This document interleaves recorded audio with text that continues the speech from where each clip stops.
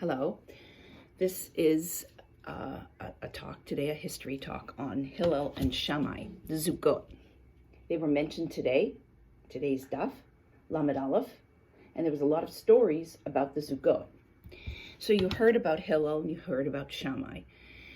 People know, I think, about them, but they don't know some of the background.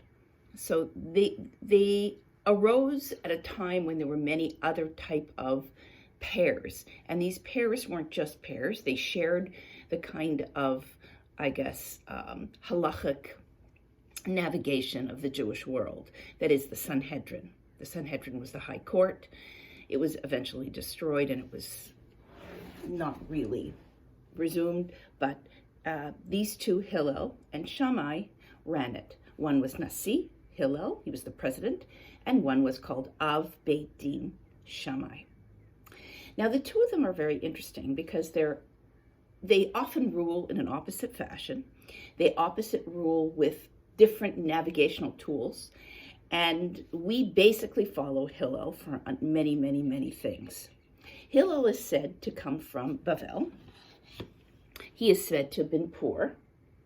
There were famous stories about him trying to get into the Beit Midrash, right? The roof story where he couldn't pay to get in, because in those days to the Beit Midrash you had to pay.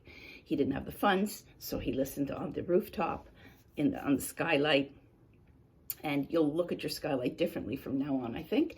And he learned, although he almost died for it. Also, the story is very interesting.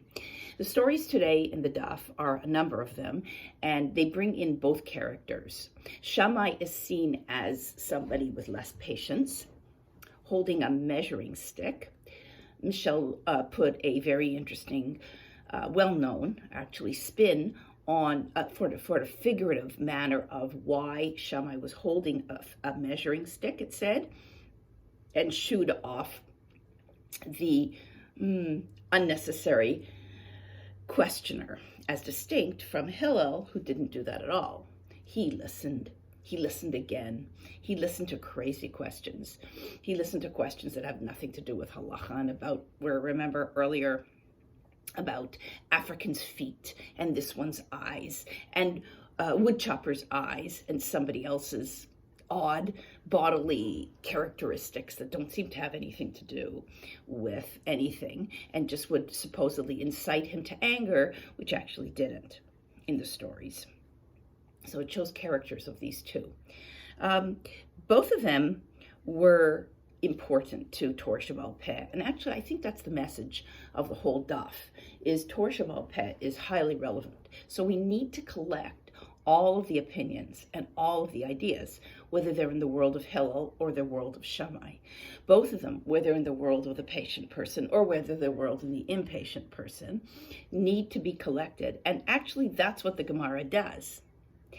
And so when the first story comes along talking about Torah Shabbat Peh, you really feel it.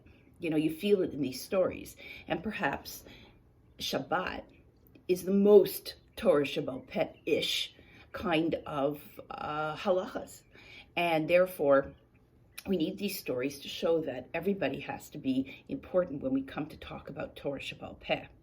Now, what's interesting about Hillel and Shammai is not so much that they disagreed, which lots of people disagree. And we see collections and collections of other very many Tanaim and eventually Amoraim and Savoraim and Geonim.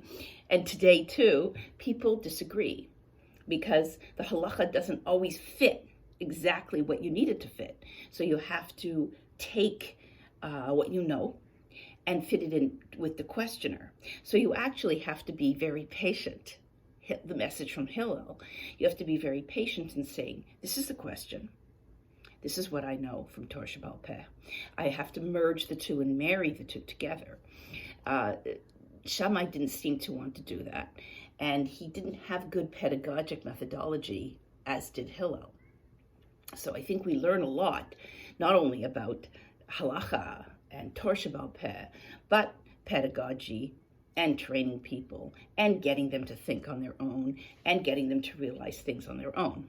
Now, historically, Hillel and Shammai do come up. They're mentioned as the last zug one of the last zugot in Pirkei Avot, because Pirkei Avot talks about transmission in the very first chapter from Moshe Rabbeinu until the zugot, and then it continues onwards.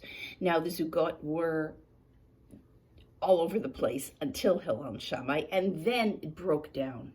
And actually, that's when halacha is seen to have broken down and have so many different opinions in different B'tei Midrashot. And probably what happened is you start to get Bavel. And Bavel starts to become premier important. Because remember, with Hillel, he comes from Bavel. Eretz Yisrael is the main sort of center, halachic center. And now you start to get opening up of many different places. And not only in Bavel, we'll talk about Bavel, but all the different centers that start to bring halacha in a different way.